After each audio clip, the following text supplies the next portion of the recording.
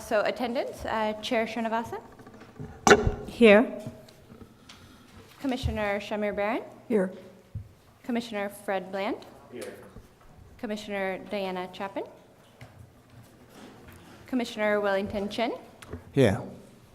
Commissioner Michael Devonshire, Commissioner Michael Goldblum, Commissioner John Gustafson, Here. Commissioner Christopher Moore, Here. Commissioner Kim Voss, Here. Commissioner Roberta Washington. Okay, Kevin, Commissioner Devonshire is here. right.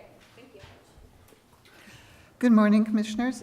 We have an item proposed for public hearing, LP 2568, the Brooklyn Public Library, Stone Avenue Branch, 581 Stone Avenue, AKA 581 to 591, Mother Gaston Boulevard, 372 to 382 Dumont Avenue, Brooklyn. Teresa Noonan presenting.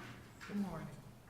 The Stone Avenue branch of the Brooklyn Public Library opened in September 1914 and was originally called the Brownsville Children's Library. It was the only public library in the nation devoted to serving children. The Brooklyn Public Library was created through state legislation in 1892 and began functioning 5 years later. In 1901, Andrew Carnegie signed a contract guaranteeing the construction of 21 public libraries in Brooklyn. The two-story structure is clad in red tapestry brick and trimmed in Indiana buff limestone. Designed in the Jacobean Revival style, the library's distinctive projecting corner towers feature stone steps leading to dual entrances with label molding and recessed entrances. Centered above the entrances are decorative stone plaques with the coat of arms of the Brooklyn Public Library, followed by a multi-pane oriel window.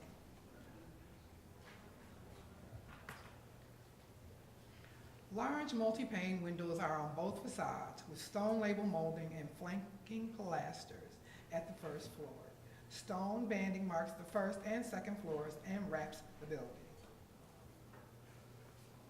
Decorative stone molding at the tower features stone carvings referencing characters from children's literature: Aladdin's lamp, Robin Hood's cap, Alice's rabbit, followed by a decorative parapet crenellation that contains carved printer's marks chosen to represent the printed book. The architect William B. Tubby designed the Stone Avenue branch in addition to 3 other Brooklyn libraries, including DeKalb, a designated landmark in 2004. He also served the Architects Commission for the Brooklyn Carnegie branches. Several other Carnegie libraries in Brooklyn have been designated New York City landmarks. In 1999, Williamsburg. In 1998, Park Slope, and Macon as part of the Bedford-Stuyvesant Expanded Stuyvesant Heights Historic District in 2013. Alfred Kazin, the celebrated literary critic and a Brownsville native, fondly remembers his visits to the Stone Avenue branch in his classic memoir, Walker in the City. Brownsville was a predominantly Jewish neighborhood from the 1880s to the 1950s. But today, the majority of the residents are African American, Caribbean, and Puerto Rican. In 1955 to 53 to 55, the library was renovated and the roof was rebuilt in 1976 and in 1994. In 2013, a $1.7 million renovation was begun, and upon its completion of the renovations, the Stone Avenue branch celebrated its centennial in 2014. To better serve the community, a new learning institution was introduced to the Stone Avenue branch library. Rosetta Gaston, born in 1885, was a pioneer, advocate, and community activist. She was devoted to educating youth and fighting for civil rights, and founded the Heritage House in 1981, a multicultural center that focuses on culture, the arts, education, and history, is located in the Stone Avenue Branch Library. 67 Carnegie libraries were built within the 5 boroughs. Of those, 57 are still in operation. The Brooklyn Public Library System had 21 libraries, of which 18 are extant. and 4 have been designated landmarks. In Manhattan, there were 26 libraries, of which 22 are extant, and 13 have been landmarked. The Bronx, there were 9 Carnegie libraries, of which 8 are extant, and 3 have been landmarked. In Queens, there are 7 Carnegie libraries, of which 5 are extant and only 1 is landmarked. In Staten Island, there are 4 Carnegie libraries. All are still in operation, and of those, 2 are landmarked. Thank you. Thank you, Terry, for your compelling presentation. Are there questions? Okay, why don't we take testimony? I believe Councilmember Neely's here.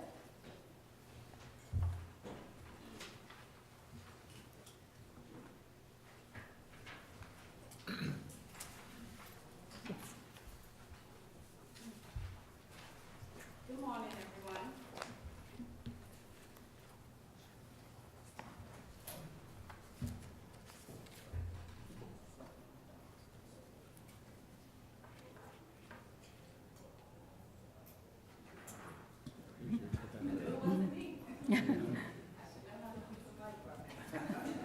Lorraine, I'll give her mine.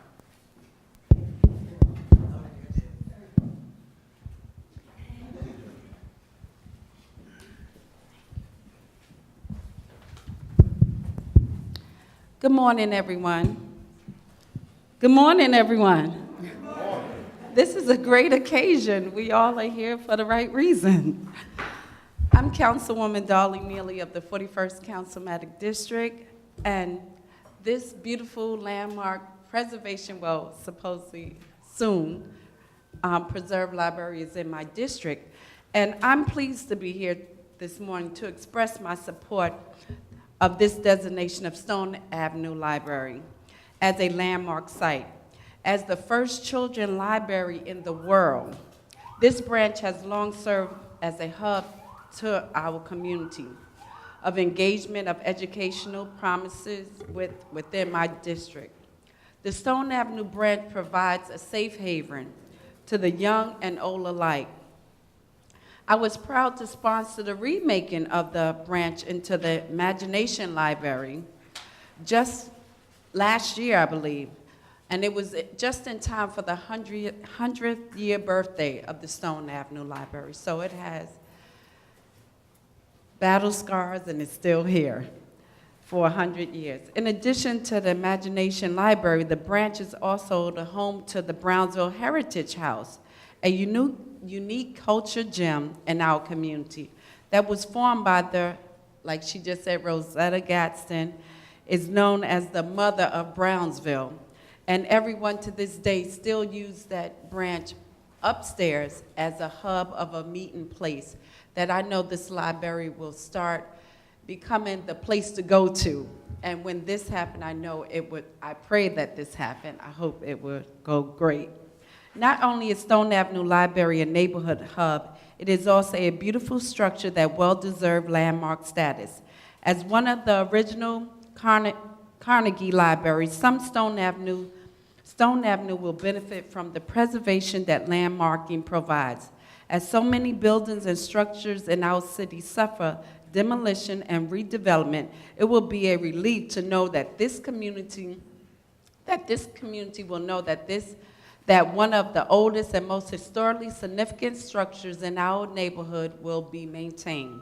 Again, I strongly support the selection of Stone Avenue Library as a landmark, and I urge the Landmark Preservation Commission to approve this designation. I thank you for this opportunity. Thank you. Thank you, Councilmember. The next speaker is David Wallach.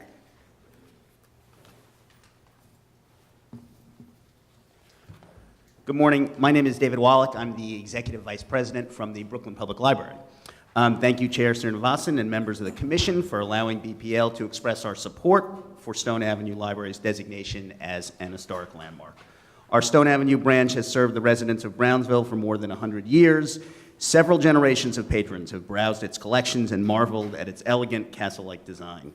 The library has been a constant presence throughout a century of change in Brownsville. When Stone Avenue Library was founded as the Brownsville Children's Library in 1914, the sons and daughters of recent immigrants flocked to what may have been the world's first freestanding library for children. Young patrons regularly lined the block waiting for the library to open. In fact, area businesses complained that the lines were blocking their storefronts and making it impossible for customers to access their shops. Inside the branch, the librarians could barely check in returned books fast enough for the children who waited in swarms, as contemporary accounts describe them, to check them out again. While Stone Avenue Library, as it is known today, now serves patrons of all ages, the branch remains a safe haven for children. Parents in Brownsville rely on the library to provide a place for their children to learn and play after school and over the summer. And while the lines don't stretch quite as long as they did 100 years ago, our staff members are greeted almost every morning by patrons waiting for the doors to open. In addition to being a trusted neighborhood institution, Stone Avenue Library is a triumph of architectural imagination. Its inspiring, stately design boasts unique literary embellishments, such as the tower's stone carvings of characters from children's literature that have helped to make the building an iconic presence in the community it serves. Brooklyn Public Library has invested considerable capital resources to maintain Stone Avenue Library for the patrons who value and depend on its services. And as the council member pointed out, and with her help, in fact, our most recent renovation project was completed in 2014, coinciding with the branch's centennial. The newly renovated Stone Avenue Library features flexible spaces for community programs, independent study, and one-on-one discussions, a word wall adorned by the 600 words children should learn by the 5th grade, a giant chess set that patrons can use to develop their game, much-needed interior renovations, including new furniture, lighting fixtures, doors, and hardware, refinished floors and millwork, and 2 self-check machines and a new customer service desk. We are very proud to invest in our historic branches to preserve them for future generations, and we have every confidence that Stone Avenue Library is prepared to serve the residents of Brownsville for another 100 years. Few of New York City's civic institutions are as essential to the past, present, and future of their communities as Stone Avenue Library is to Brownsville. The branch is, by any definition, a landmark, and Brooklyn Public Library strongly supports its designation as such by the Commission. Thank you again for inviting BPL to testify this morning. Thank you, David. Michael D.D. White?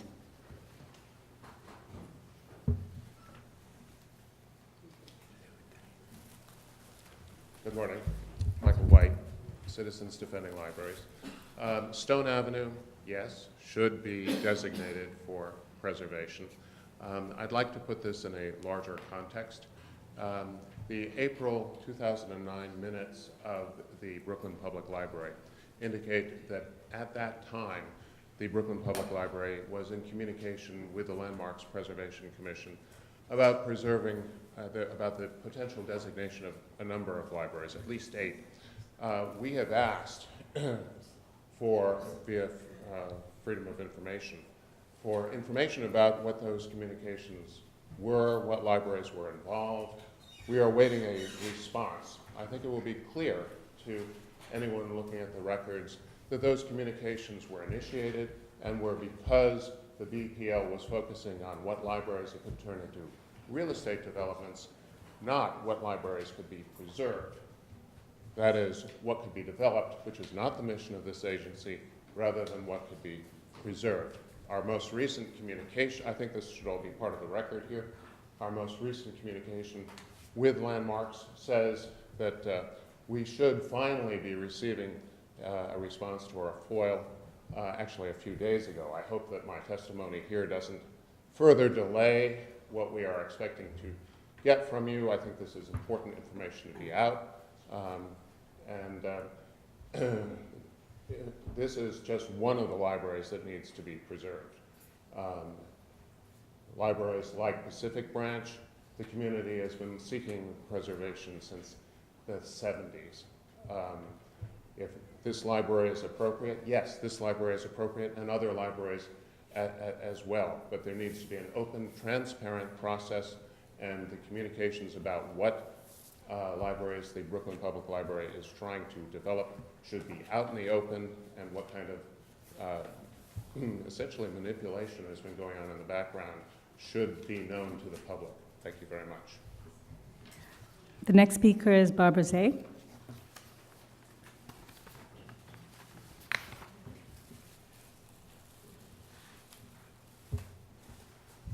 morning, Commissioners. Barbara Zay of the Historic Districts Council. The Historic Districts Council enthusiastically supports the designation of the Brooklyn Public Library's Stone Avenue branch. In 2009, HDC initiated a survey to document the existing Carnegie libraries throughout the city, and an architectural historian is currently conducting the research necessary to complete a thematic National Register of Historic Places nomination for them.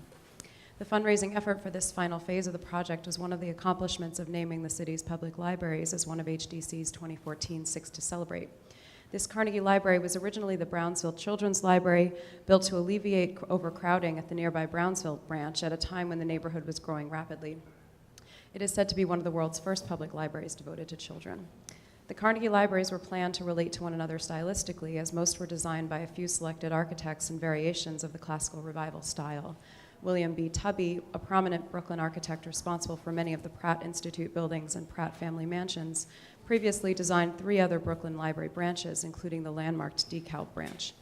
For the Brownsville Children's Library, Tubby eschewed the prevailing classical style to appeal more directly to the library's intended users. While his design followed certain characteristics of the suburban Carnegie Library type, including its freestanding orientation, brick and limestone materials palette, and large windows to allow an abundance of light into the reading rooms, it stands out from the others for its Jacobean-style facades, which render it a sort of hybrid between library and fairy tale castle. Though not part of this designation proposal, the interior embraces a child-appropriate scale and features beloved details like carved rabbits on the benches. The library, which opened to all ages after World War II, remains well loved by its community, evidenced by the fact that a renovation to celebrate its 100th anniversary was completed just last year. HDC applauds the LPC's continued recognition of the Carnegie Library building typology and looks forward to the designation of the Stone Avenue branch, a historically and culturally significant landmark whose whimsical design still reflects the building's original intent to encourage children's education and literacy. Thank you. Thank you. Are there any other speakers? Oh, yes. Krista Belgoff for the Society for the Architecture of the City. Designation of the Stone Avenue branch is a most welcome initiative, continuing a series that library lovers have been hoping to see resumed, that is, the designation of Brooklyn's Carnegie branch libraries. Williamsburg, Park Slope, and DeKalb were protected between 1998 and 2004, but then a decade elapsed.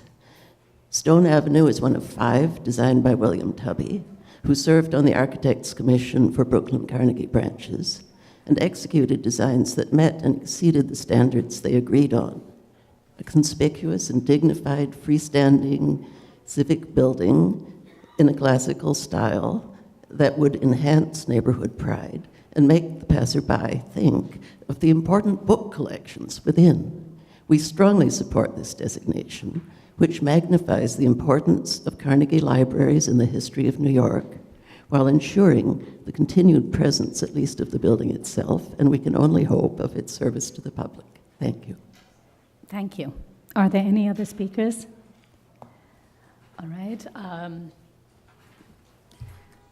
I think this is great, and I really welcome all the testimony that we heard today. I think this particular library is unique. It's in a neighborhood that has not been represented that much by the commission in the past, and I think this is a real opportunity to celebrate a fine building in this fine neighborhood. Are there any comments? Any comments? Okay, anything?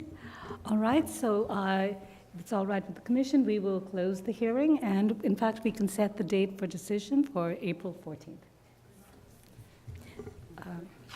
Okay, so close the hearing. Sorry.